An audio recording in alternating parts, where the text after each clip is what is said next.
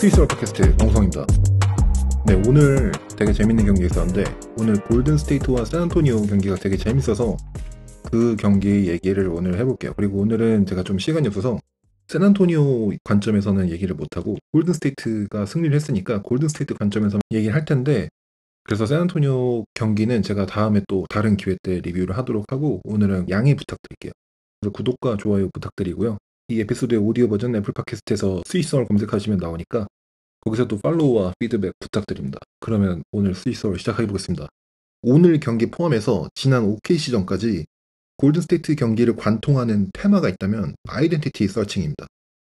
덴버전에서 커리가 없었고 원정이라고 하지만 골든스테이트가 대패를 당했고, 그거보다 더 큰 문제는 아무리 커리가 없다고 하지만 선수들이 싸우려고 하는 파이트, 투지가 전혀 없다는 게 경기에서 느껴졌거든요.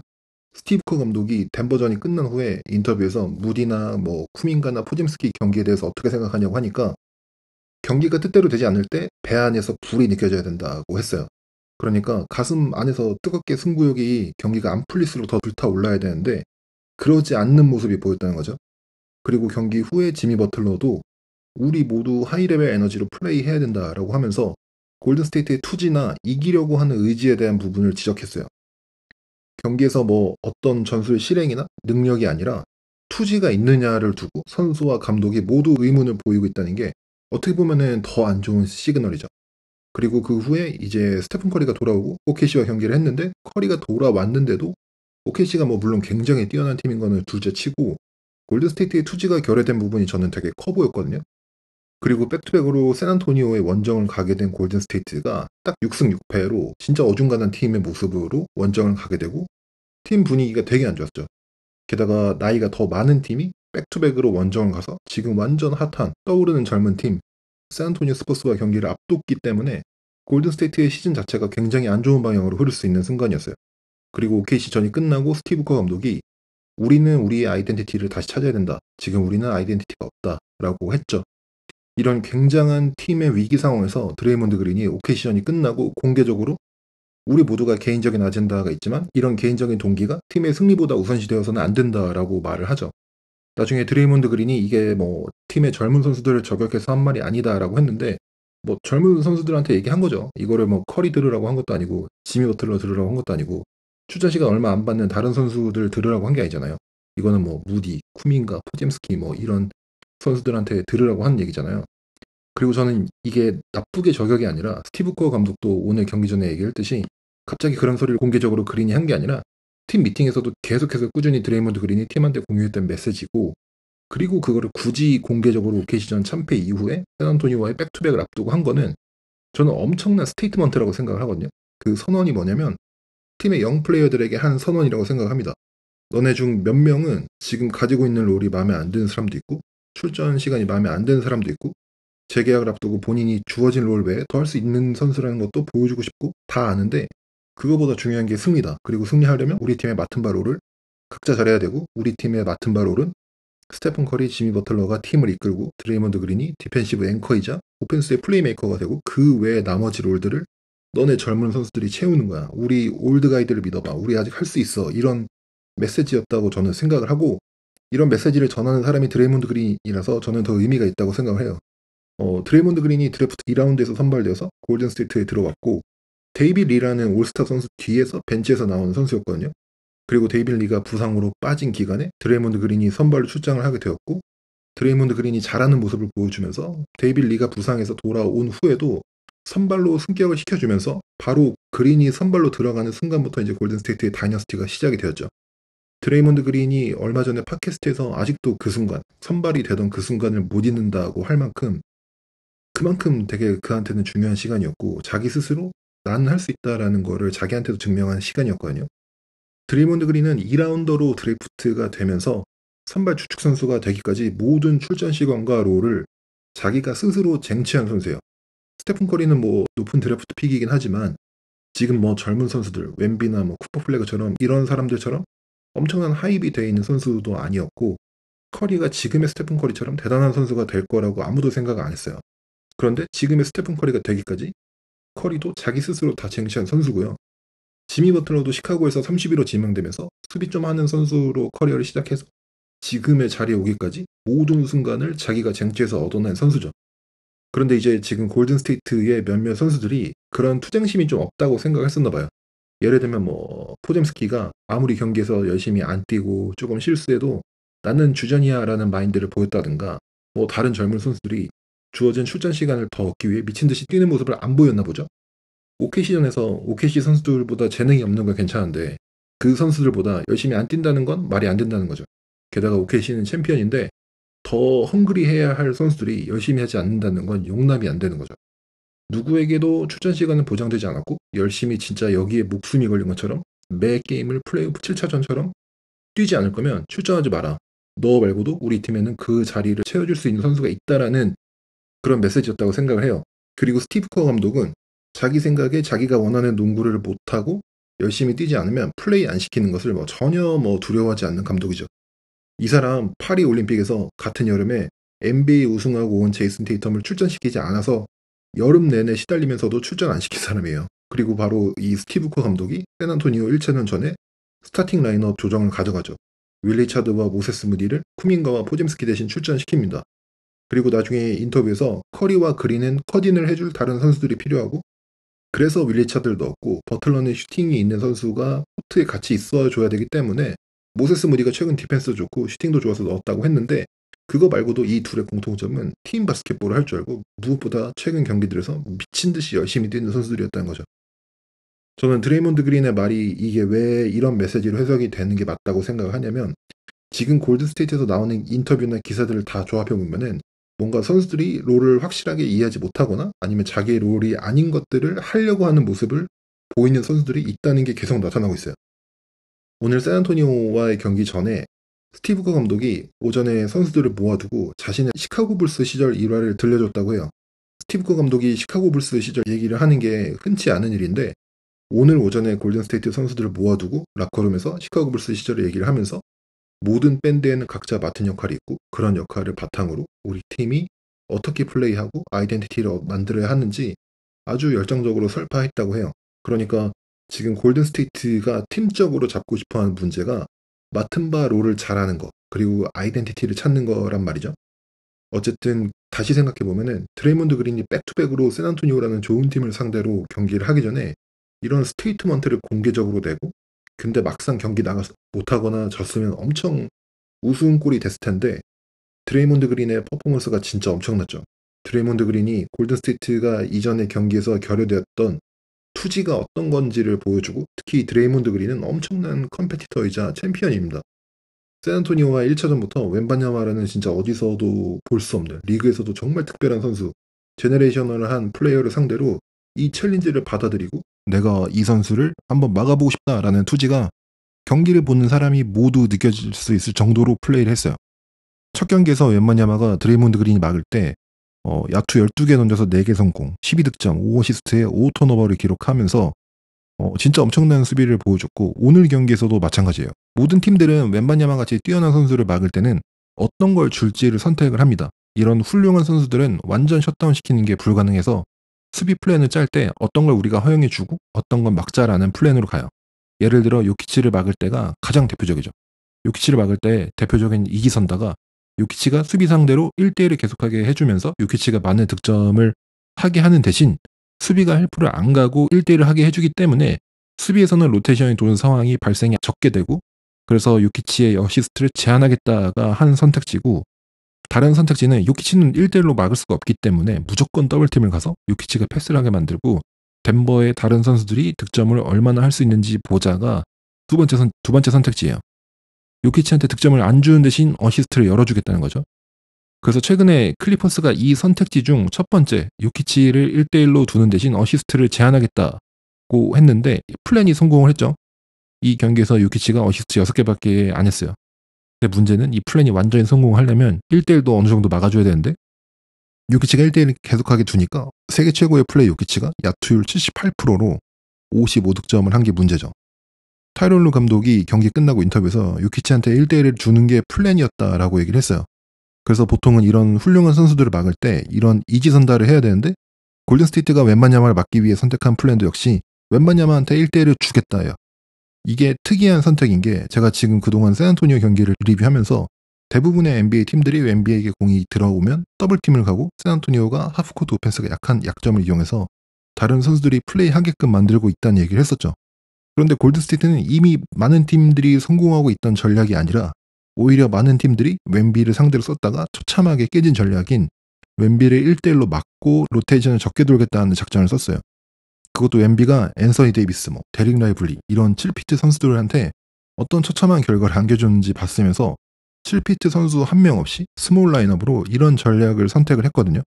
그리고 이런 전략을 선택할 수 있었던 배경에는 우리 시대 최고의 디펜더라고 평가받는 드레이몬드 그린이 있기 때문이죠.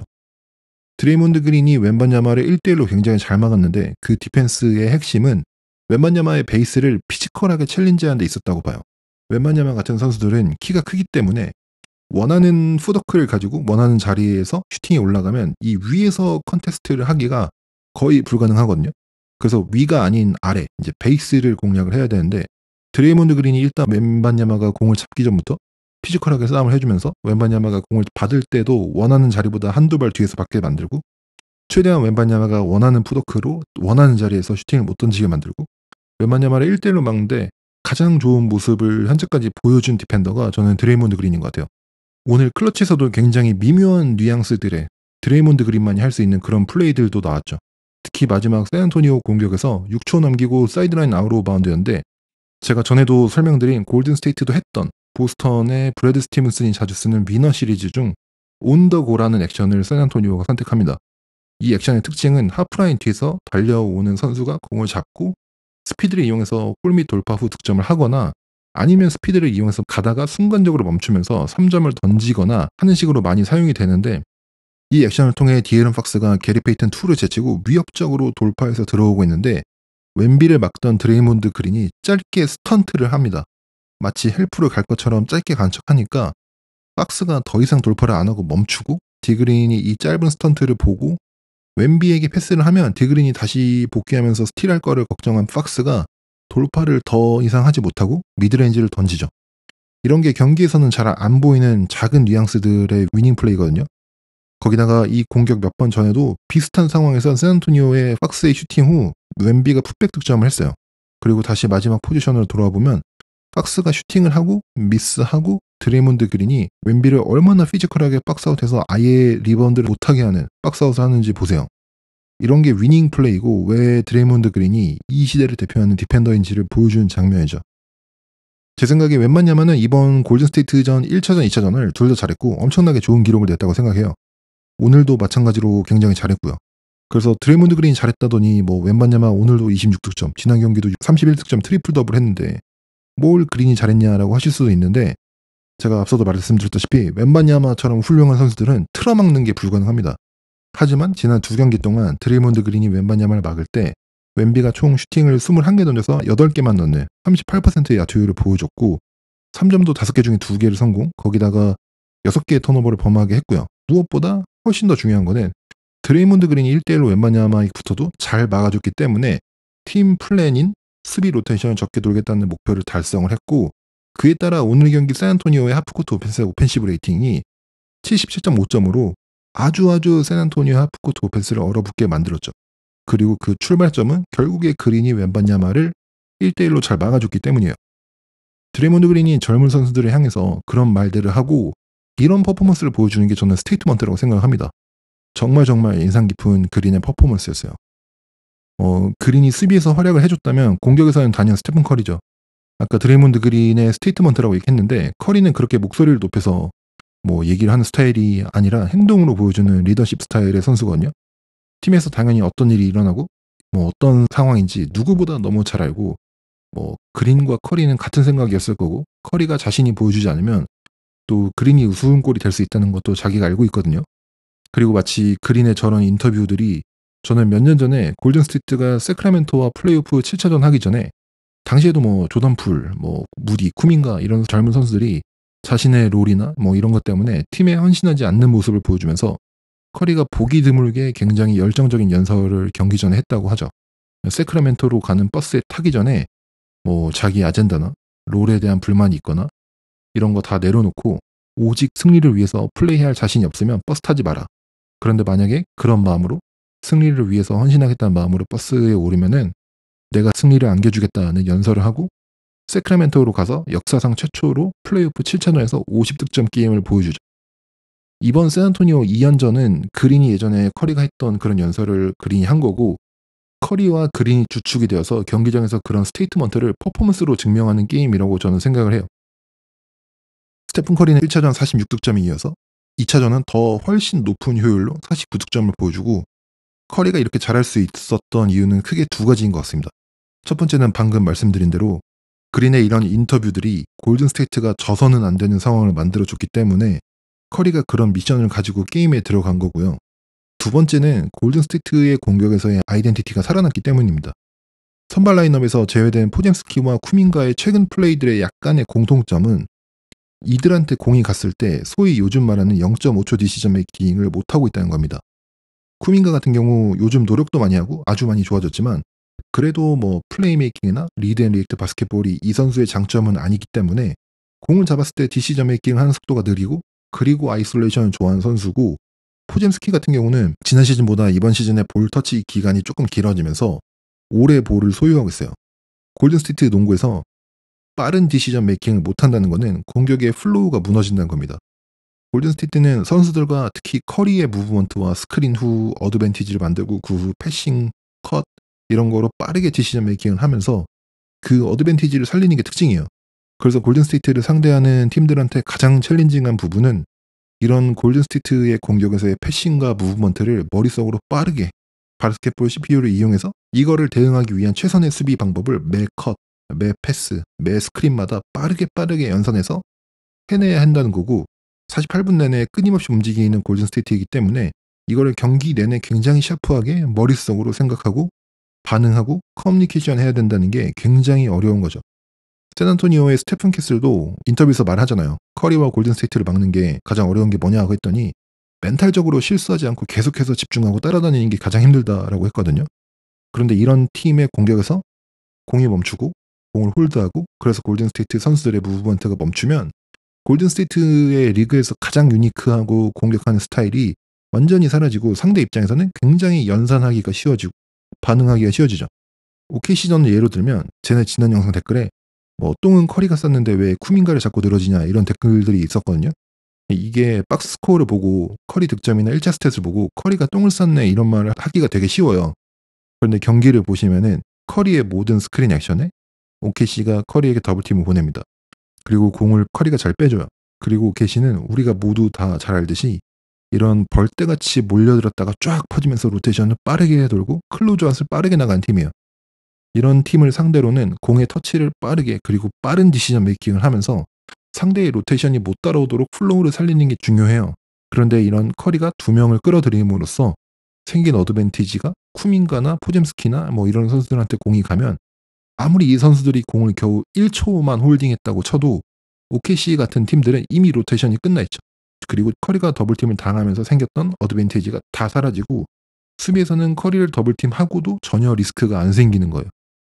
그러다 보니까 커리가 패스에서는 볼이 안 도니까 상대 두 명 앞에 두고 풀업 슈팅도 던져보고 그런 경기였고, 그래서 박스 스코어 보고 커리가 똥을 쌌네 이렇게 말을 하면 저는 좀 말이 안 맞는 것 같고, 그냥 골든스테이트가 골든스테이트다운 농구를 못한 거예요. 그러니까 스티브 커가 경기 끝나고 우리 팀의 몇몇 선수들이 자신들이 생각하는 것보다 공을 좀 오래 끌었다라는 거를 깨닫지 못한 것 같다라고 얘기를 하고 그 이후에 아이덴티티를 잃었다라고 얘기를 하죠. 그런데 지금 스티브 커가 윌 리차드, 모세스 무디를 넣으면서 달라진 점이 뭔지 아세요? 윌 리차드가 진짜 수비 열심히 하고 트랜지션도 제일 열심히 뛰고 무엇보다 어디로 언제 컷인을 해야 될지 뭐 어디 서 있어야 될지 너무 잘 알고 디시전 메이킹도 빠른 선수로 공도 잘 돌리죠.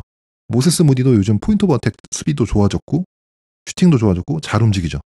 볼을 움직이는 선수들이 들어오다 보니까 지금 최근 샌안토니오와의 두 경기에서 얼마나 많은 포지션에서 커리가 리로케이션으로 공을 다시 잡고 오픈 슈팅을 던지고 골밑에서 게리 페이튼 2나 드레이몬드 그린이 레이업을 넣고 이런 장면이 많이 나옵니까? 포젬스키도 이번 경기 들어오면서 굉장히 빠른 패스, 빠른 디시전 메이킹을 좀 해주면서 기존 경기보다 좀 나아진 모습을 보여줬고요. 특히 중요한 순간에 커리한테 두 명이 붙을 때 이를 카운터 치는 액션도 나왔죠. 이거는 골든스테이트가 굉장히 많이 쓰는 액션인데 이름은 쇼트입니다. OKC전을 예로 보여드리면 커리가 드리블을 하고 그린이 반대편 윙에 서 있죠. 그리고 쿠민가가 스크린을 걸러옵니다. 앞서도 말씀드렸다시피 OKC는 모든 커리의 스크린 액션에 블리츠를 걸면서 커리에게 2명을 붙였습니다. 이때도 OKC가 커리에게 2명을 붙이니까 커리가 바로 쿠밍가한테 주는 게 아니라 그린에게 스윙을 해주고 그린이 달려드는 쿠밍가에게 패스를 해주고 쿠밍가가 좋은 플레이메이킹으로 코너의 포스트에게 3점 찬스를 주죠. 이런 액션을 오늘 중요한 순간에도 보여줬어요. 샌안토니오가 클러치 구간에서 커리에게 심지어 하프코트를 넘지 않았을 때도 더블팀을 붙이고 했는데 그래서 커리가 2명을 상대로 공격을 하다가 못 넣은 포지션도 있었거든요. 그리고 이를 카운터치기 위해서 1분 남기고 3점 차로 뒤지고 있는 상황에서 커리가 드리블을 하고 반대편 윙에 그린이 서 있고 지미 버틀러가 스크린을 걸어주고 샌안토니오가 2명이 커리에게 붙고 커리가 그린에게 스윙을 해주고 달려드는 버틀러가 공을 잡고 득점을 합니다. 골든스테이트가 스마트한 볼 무브먼트로 디펜스를 깨는 거죠. 그리고 오늘 커리가 제레미 소헨, 웬바냐마, 특히 코넷이 있을 때 이들을 외곽에서 공략하는 장면이 많이 나왔는데 드레이몬드 그린과의 피켄롤이나 아이솔레이션 공격을 통해서 뿐만이 아니라 골든스테이트가 센터를 공략할 때 자주 사용하는 액션들을 보여줬어요. 그 중에 오늘 하나 소개해드리고 싶은 거는 골든스테이트의 다이브 롤입니다. 오늘 댈러스 팬분들 경기가 아깝게 지셔서 기분이 안 좋을 텐데 제가 공교롭게도 댈러스전을 좀 예시로 들어야 될 것 같아요. 스티브 커가 손으로 잠수하다, 뛰어들다의 다이브와 달려 들어가는 롤을 뜻하는 손짓을 합니다. 골든스테이트의 다이브 롤의 플레이 콜입니다. 이 액션은 연속되는 2번의 스크린 액션을 기반으로 한 액션이에요.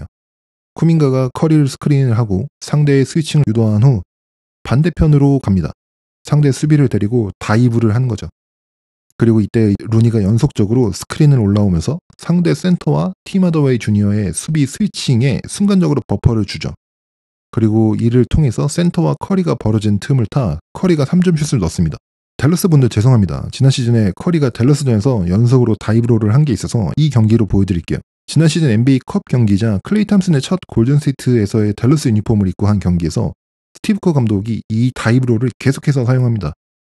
앤드루 위긴스가 스크린 후 다이브하면서 자신의 디펜더를 끌고 가고 루카를 커리에게 스위칭시킵니다. 이제 루카를 끼고 드레이몬드 그린이 센터인 게포드를 달고 픽앤롤을 하면서 루카와 게포드가 낀 스크린 액션을 유도하죠. 그리고 아주 짧은 찰나 게포드의 거리가 살짝 벌어지지만 커리에게는 충분한 거리로 커리가 3점을 넣습니다. 다음 장면입니다. 이제 여러분도 아시겠죠? 위긴스가 커리의 수비를 스크린하고 다이브하면서 사라지고 그 다음에 드레이몬드 그린이 픽앤롤을 하려고 하자 드릭 라이블리가 스크린을 못 받게 커버하려고 하면서 오히려 골밑을 열어줍니다. 다음 장면입니다. 이제는 설명 안 해도 아시겠죠? 위긴스의 다이브 후 커리의 라이블리와의 아이솔레이션. Doncic will defend Curry. A screen by Green. The switch to Lively. Three. Curry. Oh!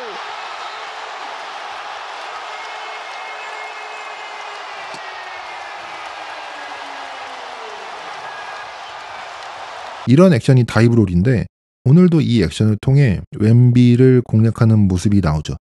커리가 드리블을 하고 포젬스키가 스크린을 반대 방향으로 잘못 서려고 하자 커리가 다시 방향을 정해줍니다. 그리고 포젬스키가 박스를 데리고 다이브를 하고 그린이 웸비를 데리고 스크린 액션을 하면서 커리가 3점을 넣습니다. 공격에서 2경기 연속 커리가 아주 폭발적인 활약을 보여줬고 저는 이건 또 커리 나름대로의 스테이트먼트라고 생각합니다. 스마트한 선수들이 라인업에서 플레이해줄 때 여전히 리그 최고의 플레이어 중 하나임을 스테픈 커리가 증명을 해준 거라고 생각하고 이런 퍼포먼스에 힘입어 골든스테이트가 원정 경기 OKC전 패배 후 샌안토니오라는 핫한 팀을 상대로 2연승을 가져갑니다.